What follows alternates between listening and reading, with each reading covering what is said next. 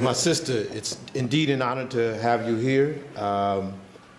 I've been following some of the politics, and I remember when you were elected to the CPP, as the CPP's member of parliament, you were the sole victor from the party. Still is. And right, and I remember that you were talking about once the election was finished, there was a major, I guess, conference that the CPP was having. And I'm presuming now, with the healing that's going on within the CPP, that there are some platform points you may want to share with the world.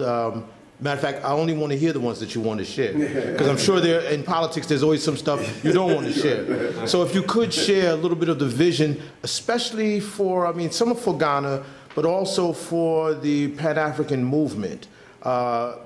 Once the CPP gets a stronger control over some of the politics inside of Ghana, how Ghana can possibly move closer to being, again, a Pan-African liberated zone. You know, this CPP was emerged or was formed as a Pan-African party. I think I was telling some of our friends and colleagues that if you look at the book Africa Must Unite, it is dedicated to George Padmore, the Trinidadian. That's right. And he was Kwame Nkrumah's advisor on African affairs. So when we say we are Pan-African party, it means that we, in our thinking, in our plans, we don't distinguish between Africans living in Ghana or on the continent and those living everywhere else, that is the diaspora.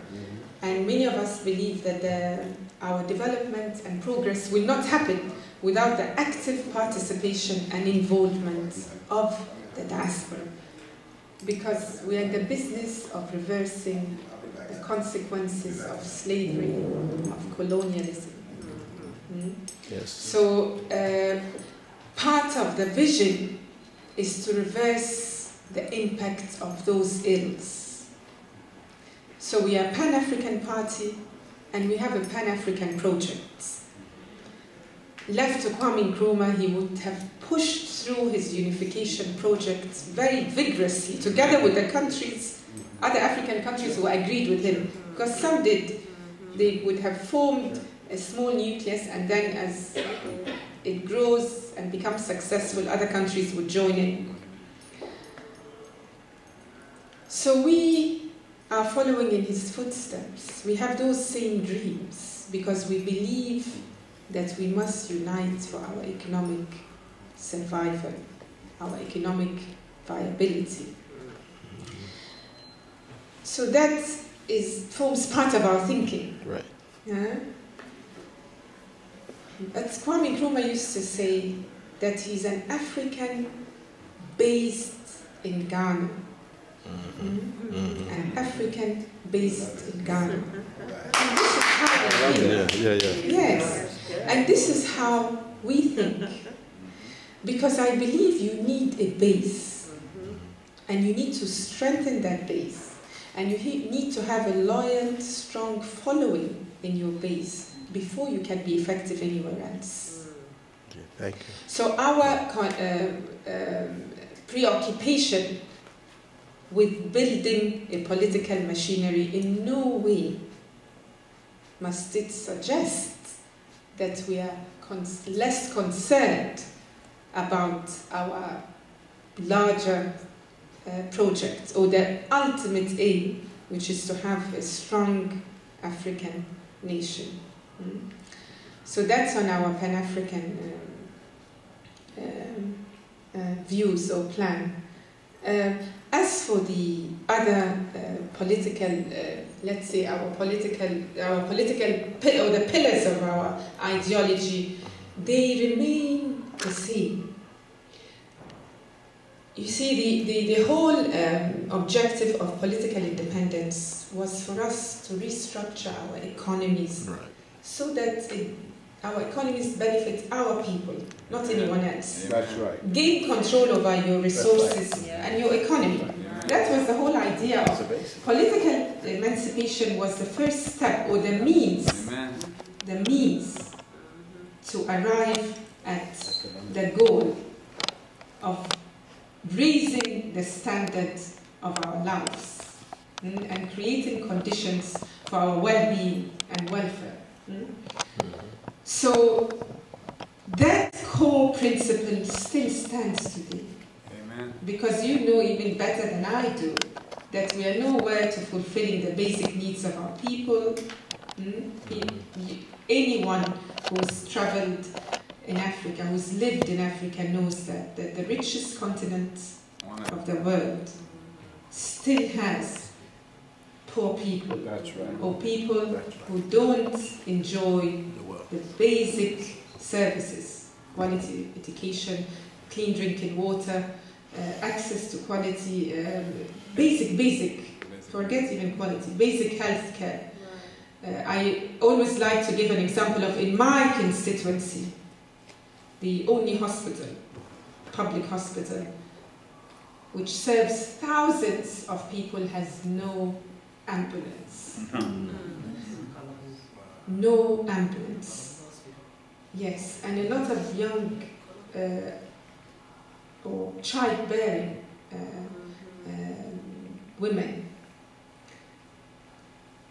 have difficulty when they are giving birth, because in many remote places a woman has to be carried for an hour or half an hour before she gets to the street where she can take a car to take her to the hospital to deliver. And I don't need to tell you the consequences of that. So we have not satisfied those basic needs of our people. And we are economically marginalized. I was explaining to the students of Northwestern yesterday that what we need more than anything else are smart, confident negotiators at the WTO, at all our international financial gatherings, to make sure that they argue our case for us intelligently and forcefully. We are marginalized economically. And that is why, or part of the reason why, we are poor. And I was so happy when in Chicago I went to a school called the Kwame Nkrumah Academy, because we met hundreds of these young children, primary school children, who were taught Nkrumahism. They were taught Pan-Africanism. And when you teach a child at that age the principles of self-reliance, self-worth, self-confidence, I can tell you, they will not go wrong. That's right. No matter how hard their life is, they will bounce back. Amen. So I'm waiting to see those kids 10, 20 years from now. So the number one thing is to raise our consciousness. That's right. And that is why education, but quality education, from an African perspective, is a very important pillar of our ideology. Great. And that is why, in the 60s, there was a report that came out from UNESCO, which said that Ghana in 65 spent, the country that spent the most on education was Ghana. 1965. So we want those great minds now. We need them badly. Africans everywhere. We need them. We need them badly, because we are not going to go to war, but we can argue our way out of marginalization, and we will do it. Very good. We will do it with your help. Thank you. Thank you. Yes. These are some, we can go on forever, but Sure. now, yes, in our subsequent meetings we will go through. And of course, we are relying on people like you to give us, Doc too, Asante, to give us more and more input. Okay. We want our intelligentsia, our academics, we want them to contribute. Okay. So, Thank you.